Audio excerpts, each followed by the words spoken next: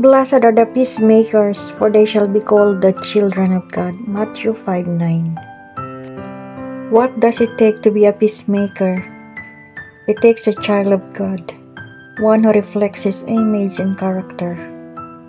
For it is only through the unconditional love of God that we can know peace, and when we live in that love and pass it on to others without judgment and condemnation, we invite others to experience His peace.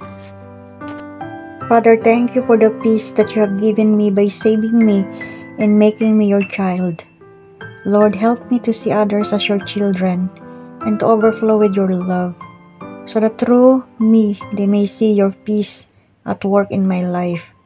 Use me to draw others into your love and into your peace. In Jesus' name, amen. Have a blessed day, everyone. God bless us all, please. Don't forget to follow, like, and share my video. Thank you. Have a nice day and happy Sabbath to all.